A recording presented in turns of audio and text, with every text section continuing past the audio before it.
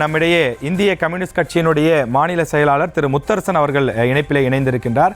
திரு முத்தரசன், வணக்கம். நீங்கள் இணைப்பில் இருக்கீங்க. இப்போ இந்தியா பாகிஸ்தான் இந்த யுத்தம் என்பது முடிவுக்கு வந்திருக்கிறது. நாங்கள் போரை நிறுத்துகிறோம் என்று சொல்லி இரு நாட்டு தலைவர்களுமே ஒப்புதல் அளித்திருக்கிறார்கள். இந்த முடிவை நீங்கள் எப்படி பார்க்குறீங்க?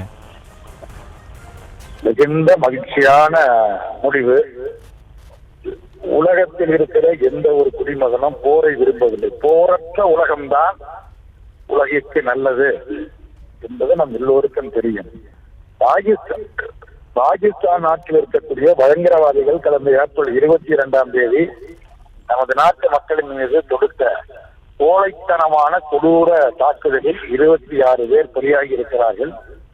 அதற்கு பதிலடி கொடுக்கக்கூடிய வகையில் நம்முடைய இந்திய ராணுவம் கடந்த 7 அதிகாலை சில பல நிமிடங்களில் அந்த பயங்கரவாதிகளுடைய முகாம் 9 முகாம்களை குறிவைத்து, வேற பாகிஸ்தான் ராணுவத்தோடு சண்டையிடவில்லை, பாகிஸ்தான் மக்களோடு சண்டையிடவில்லை, பயங்கரவாத முகாமில் குறிவைத்து தாக்கியது. ஆனாலும் பாகிஸ்தான் தனது தவறை ஒப்புக்கொள்ளாமல் இந்தியா மீது போர் தொடுக்கக்கூடிய முறையில் பல்வேறு நடவடிக்கைகளை மேற்கொண்டது. இந்திய ராணுவம் அதற்கு பதிலடி கொடுத்தது. இத்தகைய சூழலில் உலகம் அச்சப்பட்டது. குறிப்பாக ஐக்கிய நாட்டு சபை இதை பற்றி குறிப்பிடுகிற பொழுது, பாகிஸ்தானுக்கும் இந்தியாவுக்கும் ஒரு போர் மூடுமையானால் அது உலகம் தாங்காது என்று ஐக்கிய நாட்டு சபை குறிப்பிட்டது. இதை காட்டின உயர்ந்த வார்த்தை யாரும் சொல்ல முடியாது. அவரை உலகமே அச்சம் கொண்டிருந்தது. ஏனென்றால் போரை தொடங்கி விடுவது அது இந்தியாவா பாகிஸ்தானா என்பதல்ல, யார் தொடங்கினாலும் தொடங்குவது மிக மிக எளிதானது, முடிவுக்கு கொண்டு வருவது மிக கடினமானது. நாம் கண் முன்னாலேயே பார்த்து கொண்டிருக்கிறோம். அமெரிக்கா, ரஷ்யா ஒரு மிகப்பெரிய வல்லரசு நாடு, உக்ரைன் மீது போர் தொடுத்து 2 ஆண்டுகளை கடந்து விட்டது, முடிவுக்கு வர முடியவில்லை. இஸ்ரேல் பாலஸ்தீன மக்களின் மீது தொடுத்திருக்கிற தாக்குதல், தினசரி கொல்லப்படுகிற சம்பவங்கள் முடிவுக்கு வரவில்லை. ஆகவே இந்த சூழலில் 2 நாடுகளிலுமே ராணுவ பலம் இருக்கிறது, ஆயுதங்கள் இருக்கிறது,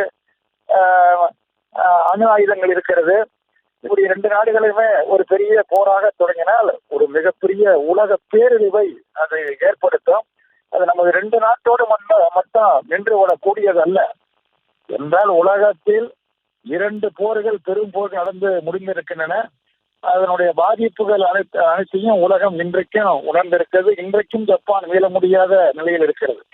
ஆகவே போர் வேண்டாம் என்கிற முடிவிற்கு எப்பொழுதுமே எந்த ஒரு பிரச்சனையாக இருந்தாலும் பேசி தீர்ப்பதுதான் பயனளிக்கும். விவாதத்தின் மூலமாக தான் நல்ல முடிவுகளை எட்ட முடியும்.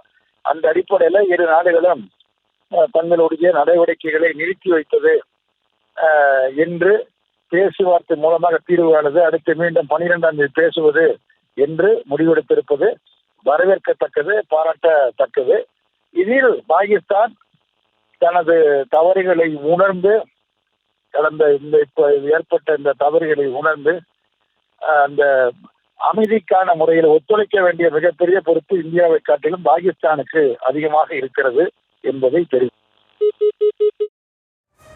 கெட்ட போரிடும் உலகத்தை வேரோடு சாய்ப்போம் என்ற ஒரு கருத்தை தான் உங்களுடைய கருத்தாக என்னால் புரிஞ்சிக்க முடிந்தது. இணைப்பில் உங்களுடைய கருத்துக்களை பகிர்ந்து கொண்டமைக்கு மிக்க நன்றி தோழர்.